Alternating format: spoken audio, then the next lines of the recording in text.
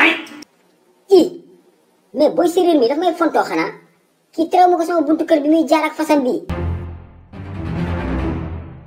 ay arrête boy séréer taxawal tey fas bi du fi jàll kor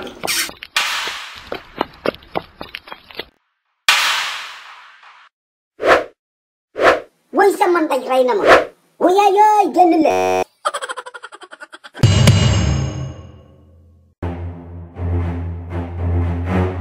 waa père yow démb dama guddee bi may ñëw dama la fekk nga nelaw quoi. Malick mon fils pare nga. non man kay pareeguma démb bi may ñëw dama dégg si yoon bi ñu ne da nga jote ak boy séeréer. léegi pare nga. waa père lan la woon. laajuma la. waa lu xew. yow xamoo lu xew. danga ñàkk fayda. sa morom moo jàpp sa baay di ko caw ay xiir ci mbedd bi te lijjanti woo ko. waa mais papa yow bi nga jote ak boy séeréer dafa fi fekk mais nekkuma fi. papa Suluxu pa caw sa xiir. bi yaa ngi dégg. xale koñ bi léegi dañu ma commencé tooñ naan ma caw sa xiir.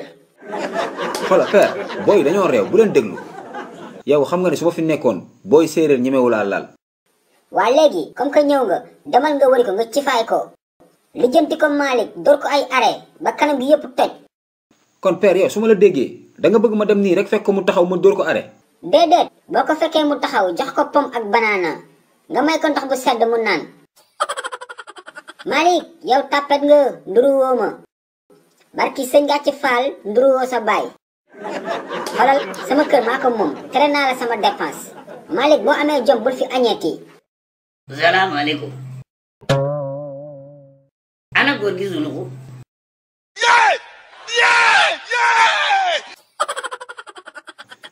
père foo jëm taxawal bul tëb mbir bi da ngay gaañu. góor gi Suluxu taxawal man de maa ñëw rek pour jégalu.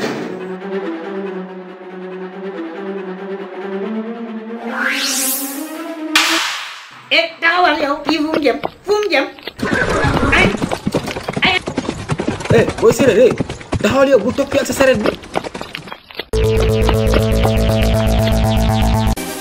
xew-xew amatina de xale yi seen livre les courses de Suluxu ñëwatina tome 2 ak tome 3 bi génn na de waaw te bii ba dafa ànd ak lu bees tak non seulement dañuy yokk page livre yi ba 60 waaye dafa amaale ay question de compréhension pour améliorer intelligence xale yi livre Suluxu bu bees bi am na solo de mani ku gaaw la def commande doo am si livre yi de xale yi gaaw leen woo seen papa ak seen yaay ñu defal leen commande si numéro boobee ngeen di gis man moom defal naa commande sama doom ak samay jarbaat yàgg na ku yéex ñaar gaaw leen